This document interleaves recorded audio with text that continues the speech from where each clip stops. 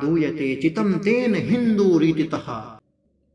हिंदू कौन थे, कहाँ से आए थे, मूल स्थान उनका क्या था, कहाँ के निवासी थे, क्या वैदिक और हिंदू एक है?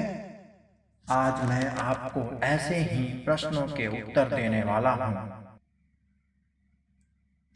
वीडियो शुरू करने से पहले आप चैनल को सब्सक्राइब जरूर करें तथा नोटिफिकेशन बेल दबाना ना भूलें।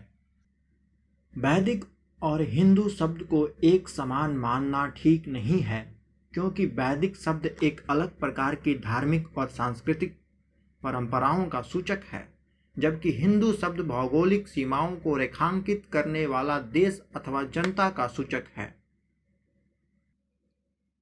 यह बात अब प्रायः सभी शिक्षित करते हैं और जानते हैं कि सिंधु शब्द से हिंदू बना। बेबीलोनियन हमारे देश को सिंधु कहते थे और पारसी भी सिंधु की जगह हिंदू का प्रयोग करते थे, क्योंकि इनकी शब्दावली में स शब्द नहीं होता है, ह शब्द होता है। इसलिए ये सिंधु को हिंदू बुलाते हैं। सिंधु अर्थात नदी सीमा के आधार पर बसने वाले जन समुदाय के आधार पर पारसियों ने, यूनानियों ने भारतवासियों को हिंदू कहा, लेकिन यह जानकारी गलत है। कई हजार वर्ष पहले वेदों ने हिंदू शब्द की व्याख्या की है। हिंसया दूयते चितं तेन हिन्दूरीतितः, अर्थात जिसका चित्त हिंसा से दुखे वही हिंदू है। असिंधो सिंधु पर्यंता यस्य भारत भूमिका पितृभा पुण्य भुवश्चैव स वै हिन्दूरिति स्मृतः। अर्थात सिंधु नदी से लेकर सिंधु पर्यंत भारत भूमि को अपनी पितृभूमि और पुण्य भूमि मानने वाला व्यक्ति हिंदू है। यहाँ पर सिंधु सागर से अर्थ है कन्याकुमारी। दूसरा श्लोक है हिमालयात समारभ्य यावत इंदु सरोवरम तम देव निर्मितम देशम हिंदू स्थानम प्रचक्षते। अर्थात हिमालय से प्रारंभ होकर इंदु सरोवर तक यह देव निर्मित देश हिंदू स्थान कहलाता है। इंदु सरोवर का अर्थ हिंद महासागर।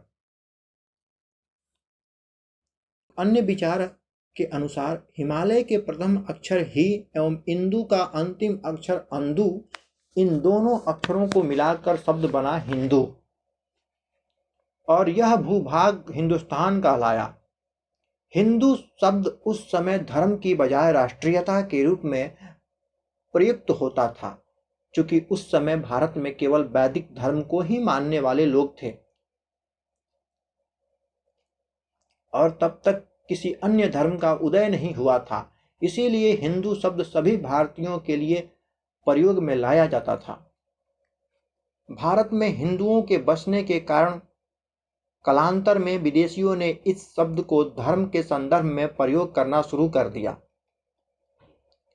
हिंदू नाम तुर्क, फारसी, अरब आदि के प्रभाव काल के दौर से भी पहले से चला आ रहा है, जिसका एक उदाहरण हिंदू कुश पर्वतमाला का इतिहास है।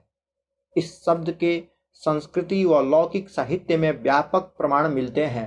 वस्तुतः यह नाम हमें विदेशियों ने नहीं दिया है। हिंदू नाम पूर्णतः भारतीय है और हम भारतीयों को इस पर गर्व होना चाहिए। हिंदू शब्द का मूल निश्चित रूप से वेदादि प्राचीन ग्रंथों में विद्यमान है। उपनिषदों के काल के प्राकृत अपभ्रंश सांस्कृतिक एवं मध्यकालीन साहित्य में हिंदू शब्द पर्याप्त मात्रा में मिलता है। अनेक विद्वानों का मत है कि हिंदू शब्द प्राचीन काल के सामान्य जनों की व्यवहारिक भाषा में प्रयुक्त होता रहा है। जब प्राकृत एवं अपभ्रंश शब्दों का प्रयोग साहित्यिक भाषा के रूप में होने लगा, उस समय सर्वत्र प्रचलित हिंदू शब्द का प्रयोग संस्कृत ग्रंथों में होने लगा। बृहस्पत्य कालिका पुराण, कवि कोश, रामकोश, मोदनी कोश, शब्द कल्पद्रुम, मेरु तंत्र, परिजात हरण नाटक, भविष्य पुराण, अग्नि पुराण और वायु पुराण आदि संस्कृत ग्रंथों में हिंदू शब्द जाति अर्थ में सुस्पष्ट वर्णन मिलता है। इससे यह प्रमाणित होता है कि इन संस्कृत ग्रंथों के रचना काल से पहले भी हिंदू शब्द का जन समुदाय में प्रयोग होता था। आप चैनल को सब्सक्राइब जरूर करें तथा नोटिफिकेशन बेल दबाना ना भूलें।